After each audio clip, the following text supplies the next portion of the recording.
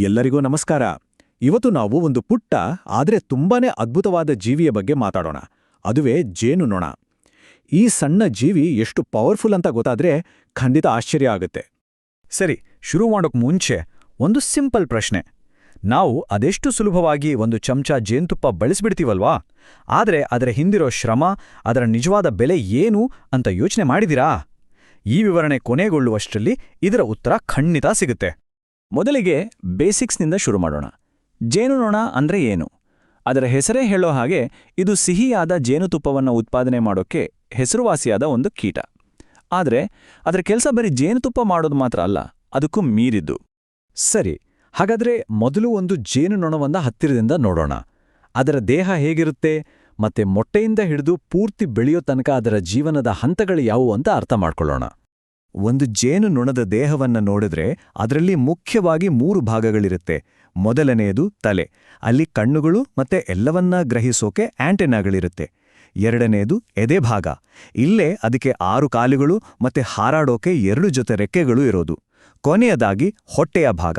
ಇಲ್ಲೇ ಅದು ಜೇನುತುಪ್ಪವನ್ನ ಸ್ಟೋರ್ ಮಾಡೋದು ಮತ್ತೆ ತನ್ನನ್ನ ತಾನು ರಕ್ಷಿಸ್ಕೊಳ್ಳೋಕೆ ಕುಟುಕು ಕೂಡ ಇಲ್ಲೇ ಇರುತ್ತೆ. ಪ್ರತಿ ಜೇನುನೊಣದ ಜೀವನ ಇದೆಯಲ್ಲ, ಅದು 4 ಹಂತಗಳಲ್ಲಿ ನಡೆಯುವ ಒಂದು ಅದ್ಭುತ ರೂಪಾಂತರ. ಮೊದಲು ಅದು ಒಂದು ಸಣ್ಣ ಮೊಟ್ಟೆಯಾಗಿರುತ್ತೆ. ಆಮೇಲೆ ಅದರಿಂದ ಒಂದು ಹುಳುವಿನ ತರ ಕಾಣೋ ಲಾರ್ವಾ ಆಗುತ್ತೆ. ನಂತರ ಅದು ಪ್ಯೂಪಾ ಅನ್ನೋ ಕೋಶಾವಸ್ಥೆಗೆ ಹೋಗಿ ಕೊನೆಗೆ ಪೂರ್ತಿಯಾಗಿ ಬೆಳೆದ ಜೇನುನೊಣವಾಗಿ ಹೊರಬರುತ್ತೆ. ಇಲ್ಲಿವರೆಗೆ ಒಂದೇ ಜೇನುನೊಣದ ಬಗ್ಗೆ ನೋಡಿದ್ವಿ. ಈಗ ಬನ್ನಿ ಇಡೀ ಜೇನುಗೂಡಿನ ಬಗ್ಗೆನೇ ಮಾತಾಡೋಣ. ಯಾಕಂದ್ರೆ ಜೇನುಗೂಡು ಅಂದ್ರೆ ಸುಮ್ಮನೆ ಒಂದು ಗೂಡಲ್ಲ, ಅದು ಒಂದು ಪಕ್ಕಾ ಆರ್ಗನೈಸ್ಡ್ ಫ್ಯಾಮಿಲಿ, ಒಂದು ಸಮಾಜ ಇದ್ದಾಗೆ. ನಡಿ, ಇದು ತುಂಬಾ ಇಂಟ್ರೆಸ್ಟಿಂಗ್. ಒಂದು ಗೂಡಲ್ಲಿ 3 ಥರದ ಜೇನುನೊಣಗಳಿರುತ್ತೆ. ಮೊದಲನೇದು ಬಾಸ್ ಅಂತಾನೆ ಹೇಳ್ಬೋದು, ರಾಣಿ ಜೇನು. ಇಡೀ ಗೂಡಿಗಿರೋದು ಒಬ್ಳೇ ರಾಣಿ, ಅವಳ ಕೆಲಸ ಬರೀ ಮೊಟ್ಟೆ ಇಡೋದಷ್ಟೇ. ಆಮೇಲೆ ಬರೋದು ವರ್ಕರ್ ಬೀಸ್, ಅಂದ್ರೆ ಕಾರ್ಮಿಕ ಜೇನುಗಳು. ಇವು ಸಾವಿರಾರು ಸಂಖ್ಯೆಯಲ್ಲಿರ್ತವೆ ಮತ್ತೆ ಗೂಡಿನ ಎಲ್ಲ ಕೆಲಸಗಳನ್ನು ಇವೇ ಮಾಡೋದು. ಕೊನೆಗೆ ಡ್ರೋನ್ ಜೇನುಗಳು, ಅಂದ್ರೆ ಗಂಡು ಜೇನುಗಳು. ಇವು ಕೆಲವು 100ರ ಸಂಖ್ಯೆಯಲ್ಲಿರ್ತವೆ. ರಾಣಿಯ ಜೊತೆ ಸೇರೋದು ಇವುಗಳ ಮುಖ್ಯ ಕೆಲಸ. ಈಗ ಆ ಸಾವಿರಾರು ಸಂಖ್ಯೆಯಲ್ಲಿರೋ ಕಾರ್ಮಿಕ ಜೇನುಗಳ ಬಗ್ಗೆ ಸ್ವಲ್ಪ ಜಾಸ್ತಿ ಗಮನ ಕೊಡೋಣ. ಯಾಕಂದ್ರೆ ಗೂಡಿನ ನಿಜವಾದ ಹೀರೋಗಳು ಇವೇ. ಇವುಗಳ ಕೆಲಸ ಗೂಡಿನ ಒಳಗಡೆ ಮಾತ್ರ ಅಲ್ಲ, ಹೊರಗಡೆನೂ ತುಂಬಾನೇ ಇದೆ. ಈ ಕಾರ್ಮಿಕ ಜೇನುಗಳನ್ನ ನಿಜವಾದ ಮಲ್ಟಿಟಾಸ್ಕರ್ಸ್ ಅಂತ ಕರೀಬೋದು. ಯಾಕೆ ಗೊತ್ತಾ? ಇವು ಹೂವಿಂದ ಜೇನುತುಪ್ಪಕ್ಕೆ ಬೇಕಾದ ಮಕರಂದ ತರ್ತಾವೆ, ಹೂಗಳಲ್ಲಿ ಪರಾಗಸ್ಪರ್ಶ ಮಾಡ್ತಾವೆ, ಗೂಡಿಗೆ ಯಾರಾದ್ರೂ ಬಂದ್ರೆ ಕಾವಲು ಕಾಯ್ತಾವೆ, ಚಿಕ್ಕ ಮರಿಗಳನ್ನ ನೋಡ್ಕೊಳ್ತಾವೆ. ಅಷ್ಟೇ ಅಲ್ಲ, ರಾಣಿ ಜೇನಿಗೆ ಊಟ ಕೂಡ ಇವೇ ಮಾಡಿಸೋದು. ಅಪ್ಪಾ, ಎಷ್ಟೊಂದು ಕೆಲಸ ಅಲ್ವಾ? ಸರಿ, ಈಗ ನಾವು ಶುರುವಿನಲ್ಲಿ ಕೇಳಿದ ಪ್ರಶ್ನೆಗೆ ವಾಪಸ್ ಬರೋಣ.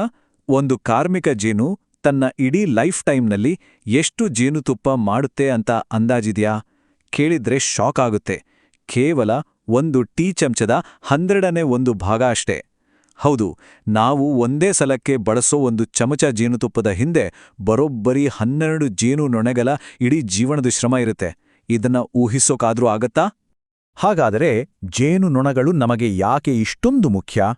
ಅವು ಬರೀ ರುಚಿಯಾದ ಜೇನುತುಪ್ಪ ಕೊಡ್ತವೆ ಅಂತಾನಾ? ಖಂಡಿತ ಇಲ್ಲ. ನಾವು ತಿನ್ನುವ ಬಹುತೇಕ ಬೆಳೆಗಳಿಗೆ ಪರಾಗಸ್ಪರ್ಶ ಆಗೋಕೆ ಇವು ಬೇಕೇ ಬೇಕು. ಅಂದ್ರೆ ನಮ್ಮ ಊಟದ ತಟ್ಟೆ ತುಂಬೋಕೆ ಇವುಗಳ ಪಾತ್ರ ದೊಡ್ಡದಿದೆ. ಅಷ್ಟೇ ಅಲ್ಲ, ಇಡೀ ಪರಿಸರದ ಬ್ಯಾಲೆನ್ಸ್ ಕಾಪಾಡೋದ್ರಲ್ಲೂ ಇವು ಸಹಾಯ ಮಾಡ್ತವೆ. ಜೊತೆಗೆ ಜೇನುತುಪ್ಪದಲ್ಲಂತೂ ಎಷ್ಟೊಂದು ಔಷಧೀಯ ಗುಣಗಳಿವೆ.